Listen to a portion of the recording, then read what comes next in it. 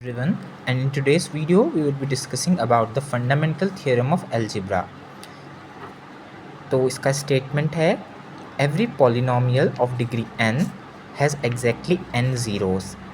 ये हम बचपन से पढ़ते हुए आ रहे हैं कि अगर कोई भी पॉलिनोमियल है जिसकी डिग्री n है तो उसके नंबर ऑफ़ ज़ीरोस भी n होंगे। अब या तो वो रियल हो सकते हैं या कॉम्प्लेक्स हो सकते हैं या मिक्स्ड हो सकते हैं कि कुछ रियल कुछ कॉम्प्लेक्स। तो यही वो कहता है कि अगर कोई भी पॉलिनोमियल है जिसकी डिग्री n है तो उसके ज़ीरोस भी n होंगे। अब इसका प्रूफ कैसे करेंगे? इसका प्रूफ करने के लिए हम एक पॉलिनोमियल को कंसिडर कर रहे हैं इन द वेरिएबल z यहाँ पे कोई भी कॉम्प्लेक्स वेरिएबल होगा।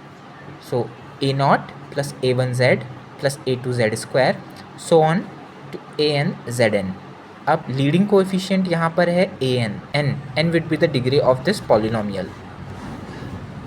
अब इसके प्रूफ के लिए हम क्या करेंगे, इस पॉलिनोमियल pz को दो छोटे छोटे फंक्शन में डिवाइड कर लेंगे, दो फंक्शन में। पहला फंक्शन जो है वो एक लीडिंग कोएफिशिएंट और उसके वेरिएबल का फंक्शन हो जाएगा दिस fz, हम इसे fz बोल रहे हैं, और वो क्या है an zn जो लीडिंग कोएफिशिएंट है और जो ये वेरिएबल है। इससे बन जाएगा हमारा एक फंक्शन। दूसरा फंक्शन जो बच गए हैं रिमेनिंग टर्म्स हैं उसको हम बोल रहे हैं दूसरा फंक्शन, तो वो हो गया gz जो a0 से लेके an-1 zn-1 तक हो गया। ये क्या हो गया, एक पॉलिनोमियल हो गया ऑफ डिग्री n-1। पर यहाँ पर हमारे लिए वो कंसर्न नहीं है। अब आगे बढ़ते हैं। अब हम क्या कर रहे हैं, कंसिडर कर रहे हैं एक सर्कल का नाम हमने रखा C। अब C सर्कल का नाम है तो हमें सर्कल की इक्वेशन पता है क्या होती है, mod z minus z0 equals r, जहाँ पर r क्या होता है रेडियस, z क्या होता है ये सिंपली हमारा वेरिएबल है, और z0 क्या होता है जो माइनस z0 करते हैं वो होता है हमारा centre, z0 is the centre. यहाँ पे -0 कर सकते हैं हम, तो 0 इसका यहाँ पे हो गया सेंटर। तो ये एक सर्कल है जिसका सेंटर है 0 और रेडियस है r।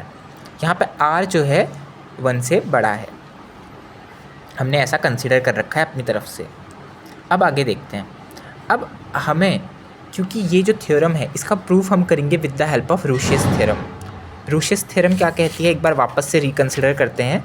तो रूशियस थ्योरम ये कहती है कि अगर दो फंक्शन है fz और gz जो एनालिटिक हैं एक closed curve, simple closed curve. अब सिंपल क्लोज्ड कर्व का मतलब क्या होता है वापस कंसिडर करते हैं, देखिए समझते हैं। क्लोज्ड कर्व को देखते हैं। क्लोज्ड कर्व का मतलब, कर्व तो आपको समझ में आता है कि कोई भी आर्क होगा इसको कर्व कहते हैं।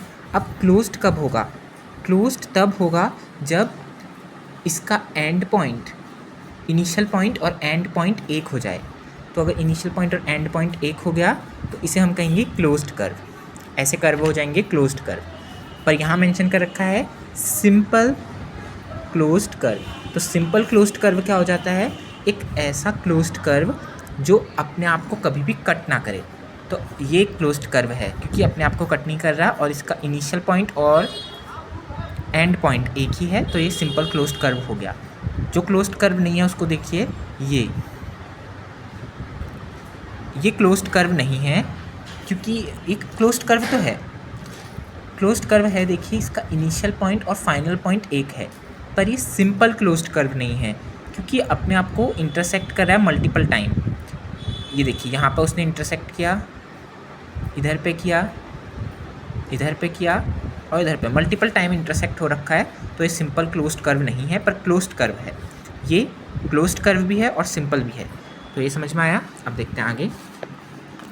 fz और gz एक एनालिटिक फंक्शन है क्लोज्ड कर्व में, सिंपल क्लोज्ड कर्व C में, और इस तरह से हैं कि जो gz का मॉड है वो fz के मॉड से हमेशा स्ट्रिक्टली लेस है पूरे के पूरे C में। तो जो fz है बड़ा वाला, ये fz, और जो इन दोनों के सम से आएगा fz प्लस gz, उनकी नंबर ऑफ़ ज़ीरोस इक्वल होंगे C में, ये कहा है इसने।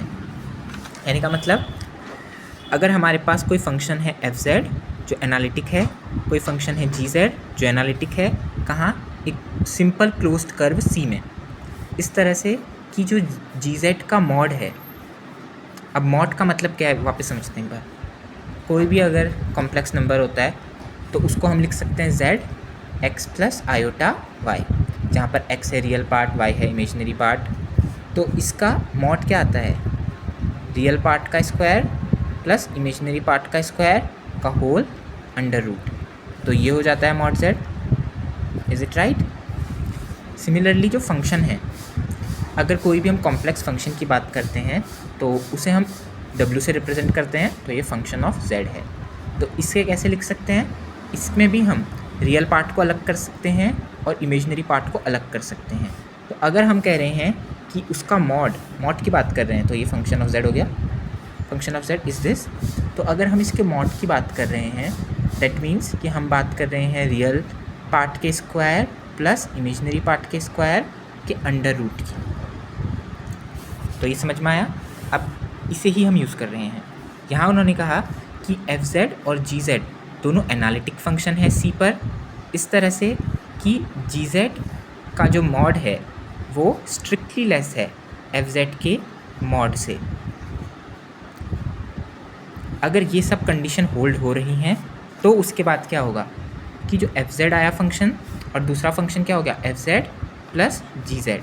एफ जेड कौन सा फंक्शन है, बड़ा वाला फंक्शन यहाँ, और इन दोनों को ऐड करके जो आया एफ जेड प्लस जी जेड। इन दोनों की जो नंबर ऑफ़ ज़ीरोस होंगे वो इक्वल होंगे। अब नंबर ऑफ़ ज़ीरोस क्या होता है, नंबर ऑफ़ ज़ीरोस तब होता है ए को, z इक्वल्स टू ए को हम फंक्शन का ज़ीरो तब कहते हैं अगर f इक्वल्स टू ए की वैल्यू ज़ीरो आ रही है। ठीक, जैसे कि एग्जांपल से समझते हैं। अगर हमारा कोई फंक्शन है, सपोज़ हमारा कोई फंक्शन है z स्क्वायर माइनस वन, ये कोई फंक्शन है, तो इसकी वैल्यू कहाँ पे ज़ीरो हो रही है, इसकी वैल्यू कहाँ पे ज़ीरो हो रही है वो देखेंगे। तो वो होगी यहाँ पे ज़ीरो, यानी कि z square is equals to one, तो z is equals to plus minus one. तो प्लस माइनस वन इसके क्या हो जाएंगे, रूट बोलें या फिर ज़ीरो बोलें, इसके ज़ीरोस हो गए। तो ये क्या कह रहा है कि इसके नंबर ऑफ़ ज़ीरोस और इसके नंबर ऑफ़ ज़ीरोस इक्वल हो जाएंगे। ठीक, तो वापस से स्टेटमेंट देखते हैं। अगर एफ जेड और जी जेड दो एनालिटिक फंक्शन हैं एक सिंपल क्लोज्ड कर्व पर और उसके अंदर, और साथ ही साथ जो जी जेड का मॉड है वो एफ जेड के मॉड से स्ट्रिक्टली लेस है हमेशा सी पर, तो एफ जेड और एफ जेड प्लस जी जेड दोनों के पास इक्वल नंबर ऑफ़ ज़ीरोस हो जाएंगे सी के अंदर। हमने एक बार रूशियस थ्योरम को वापस से रिकन्सिडर कर लिया है और हमने यहाँ तक का समझ लिया था। अब हमें क्योंकि स्टेटमेंट के लिए क्या चाहिए, जी जेड का मॉड और एफ जेड का मॉड, और इस तरह से होना चाहिए कि वो हमेशा हम लेस बना सकें, तो हम उसी को कंसिडर करने के लिए दोनों के मॉड को अब यहाँ पर बनाएंगे। तो क्योंकि हमारा जी जेड था क्या, A naught A one Z A two Z square plus dot dot to A N minus one Z N minus one, ये था हमारा जी जेड। तो अगर हम इसका मॉड लेंगे तो इस पूरे का मॉड ले लेंगे, सिंपल। अब ये मॉड लिया तो पर्टिकुलर का अगर मॉड लेंगे, पर्टिकुलर टर्म्स का मॉड लेंगे तो वो वाला टर्म ज़्यादा बड़ा आएगा। कैसे, इसको देखते हैं। अगर कोई हमारा टर्म है सपोज़ 3 + 5 - 2 -6, सपोज़ ये कोई टर्म आ रहा है, तो इसका मॉड लेते हैं एक बार, और एक बार हम सबका मॉड लेते हैं। इसका मॉड लेंगे तो क्या आएगा, 3 + 5 = 8, 8 - 8 = 0। सपोज एक और टर्म हम यहाँ पे ले रहे हैं 3, सो ये इससे कैंसिल हो गया, -1 का मॉड इज़ 1, इधर पे आया 1। अगर हम पर्टिकुलर टर्म्स का मॉड लें तब क्या आएगा, तब ये आ जाएगा 3 + 5 + -3 का मॉड आ जाएगा 3 + -6 का मॉड आ जाएगा 6, विच इज़ 6 6 12, 12 + 5 = 17। तो ये वाला जो है वो ज़्यादा बड़ा आया एज़ कम्पेयर टू दिस, तो ये हमेशा ट्रू होता है। यहाँ पे भी ट्रू होगा। तो पर्टिकुलर टर्म्स के मॉड लेंगे तो वो वाला जो हमारा इक्वेशन है वो बड़ी आएगी, वो वाला एक्सप्रेशन इससे बड़ा आएगा। अब ये इससे बड़ा आ गया। अब हमने कंसिडर क्या किया था, मॉड z = r, एक सर्कल कंसिडर किया था, तो मॉड z = r उसकी इक्वेशन होती है, उसी को वैल्यू को हम यहाँ पुट कर दे रहे हैं। ये तो ऐसे कैसे रहा, ये ऐसे कैसे रहा। अब मॉड z की प्लेस पर हम आर पुट कर देंगे, आर पुट कर दिया, मॉड जेड स्क्वायर के प्लेस पर हम आर स्क्वायर पुट कर लेंगे। Similarly mod z N minus one की प्लेस पर हम r n minus one put कर देंगे। तो ये हमारी इक्वेशन आ गई। तो अभी तक हमारा क्या हो रखा है, मॉड जी जेड का जो वैल्यू है वो लेस देन है इस टर्म से। आइए अब आगे का कंसिडर करते हैं। तो बुक में क्या किया इन्होंने, हर एक टर्म को आर एन माइनस वन से मल्टीप्लाई कर दिया। अब क्योंकि आर देखिए एक पॉजिटिव क्वांटिटी है, हमने यहाँ आर को पॉजिटिव बोला है, वो भी वन से बड़ा बोल रखा है, तो अगर हम आर एन माइनस वन को कंसिडर करेंगे तो वो भी वन से बड़ा आएगा। अब वो वन से बड़ा है और हर किसी से मल्टीप्लाई किया तो ऑफकोर्स ये वाली टर्म जो होगी वो इससे बड़ी आ जाएगी, तो हमने और ज़्यादा बड़ा बना दिया है इसको। तो अब इससे बड़ा आ गया, तो ये वाली बात ट्रू है। देन हर किसी से हम आर एन माइनस वन को कॉमन ले सकते हैं। R n minus one common लिया, बाकी के टर्म्स हमने वैसे के वैसे लिख लिए। तो यहाँ से हमारी वैल्यू क्या आ गई, जो जी जेड का मॉड है वो लेस देन और इक्वल्स टू है इस वैल्यू के। सिमिलरली एफ जेड, हमारा एफ जेड ये था लीडिंग कोएफिशिएंट वाला, उसका मॉड लेंगे तो वो क्या आएगा, ये इस पूरे टर्म का मॉड। अब हम मॉड को सेपरेट कर सकते हैं, तो आ जाएगा ए एन का मॉड जेड एन का मॉड। अब जेड एन का मॉड क्या होगा, क्योंकि जेड की मॉड जेड की वैल्यू है आर, तो जेड एन के मॉड की वैल्यू क्या आ जाएगी, आर एन। तो ये वैल्यू आ गई हमारी एफ जेड की। अब हम यहाँ से वैल्यू निकाल लेंगे जी जेड अपॉन एफ जेड के मॉड की डिवाइड करके, वैल्यूज रख लेंगे। एफ जेड की तो इक्वल वैल्यू यही है, मतलब एफ जेड की जो मॉड की वैल्यू है वो एग्जैक्टली ये है, पर जी जेड का जो मॉड है वो इससे छोटा था, तो इसलिए ओवरऑल जो टर्म लिखा है हमने वो इस टर्म से छोटा हो जाएगा या इक्वल हो जाएगा। तो इसलिए ये वाला हमने एक्सप्रेशन यूज़ किया है, इक्वल्स टू का नहीं किया है। अब ये वाला टर्म देखिए, हम क्या करेंगे, यहाँ से आर एन माइनस वन से इसको कैंसिल कर देंगे, तो नीचे बच जाएगा आर, ऊपर का r n minus one cancel. अब देखिए आगे क्या हुआ, ये वाला टर्म बन चुका है। अब क्योंकि हमने आर को इस तरह से कंसिडर कर रखा था कि वो वन से बड़ा है, अब कोई भी नंबर को अगर हम ऐसे नंबर से डिवाइड करते हैं जो वन से बड़ा है तो ओवरऑल वैल्यू छोटी आ जाती है।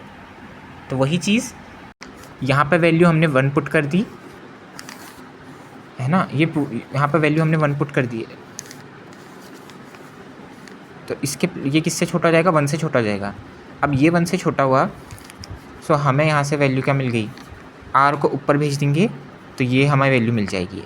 अब आर तो आर्बिट्ररी है, हमने अपनी तरफ से कुछ भी कंसिडर कर रखा है, तो हम आर चाहें तो इतना बड़ा चूज़ कर सकते हैं कि आखिरी की कंडीशन ऐसी बन जाए, इस तरह से भी हम चूज़ कर सकते हैं।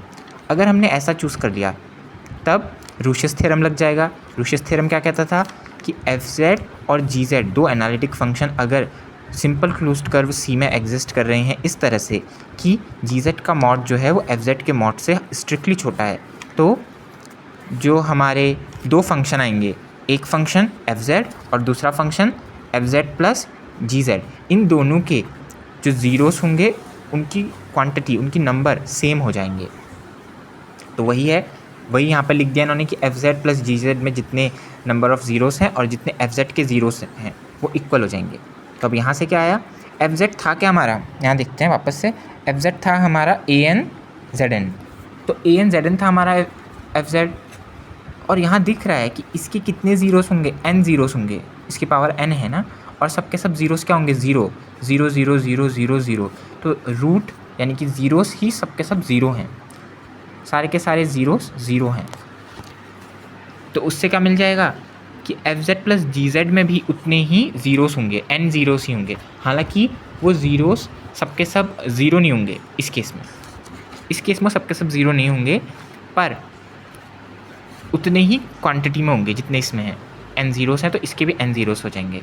तो यहाँ से हमें क्या मिल गया कि पॉलिनोमियल एफ जेड प्लस जी जेड था क्या, एफ जेड प्लस जी जेड हमारा पॉलिनोमियल तो था, इस पॉलिनोमियल के कितने ज़ीरोस हो गए, एन ज़ीरो, और एन था क्या, एन इसकी डिग्री थी। तो हमें यहाँ से अपना स्टेटमेंट मिल गया कि हर पॉलिनोमियल जिसकी डिग्री एन होती है उसके ज़ीरोस एन होंगे। ज़ीरो का मतलब यहाँ पे क्या है, रूट्स, कितने रूट्स हैं, कहाँ पे वैल्यू ज़ीरो आती है। तो होप आपको ये वीडियो समझ में आया होगा।